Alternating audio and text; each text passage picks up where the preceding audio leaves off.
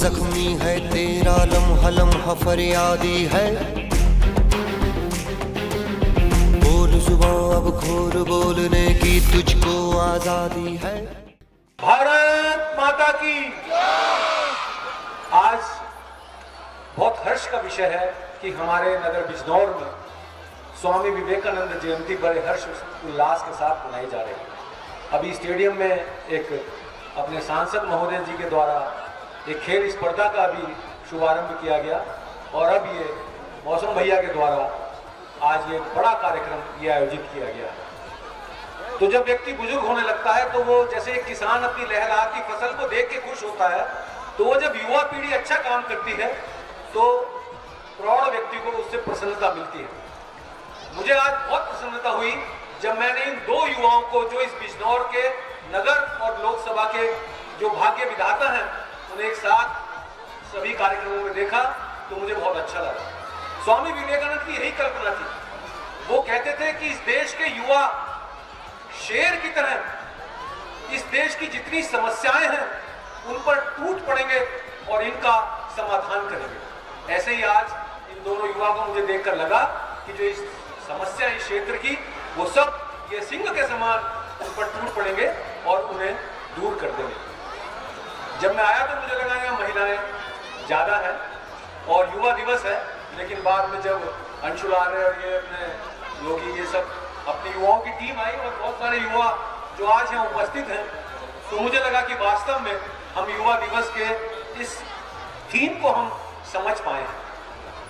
तो युवा दिवस स्वामी जी के जन्मदिन पे ही क्यों रखा गया? बहुत सारे युवा हुए, सरदार भगत सिंह, राजगुरु, सुखदेव, जिन्हें कितने नाम, असंख्य नाम मैं आपको गिना सकता हूं जो अपनी जवानी में इस देश के लिए शहीद हो गए।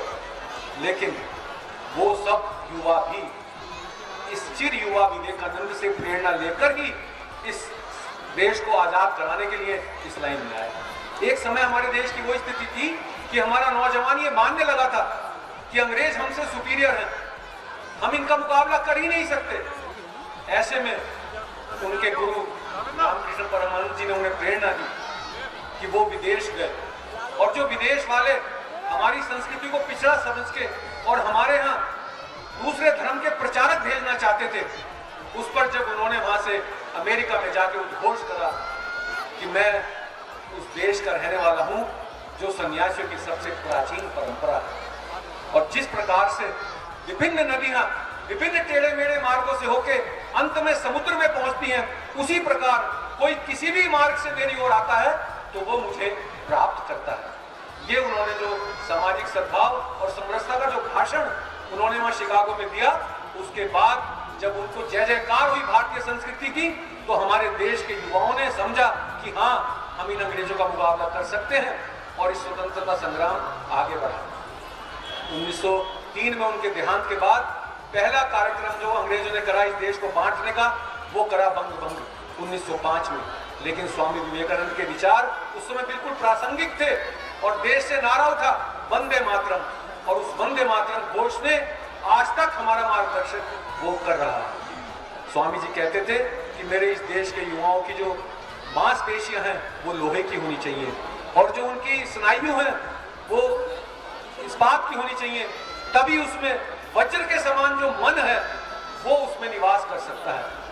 तो आज बहुत अच्छा मंच है, अवसर भी बहुत अच्छा है, लेकिन समय की बाध्यता है। फिर कभी अवसर मिलेगा तो स्वामी विवेकानंद जी का जीवन व्रत और जो उनकी शिक्षाएं हैं वो आपके सम्मुख रखने का प्रयास करूंगा।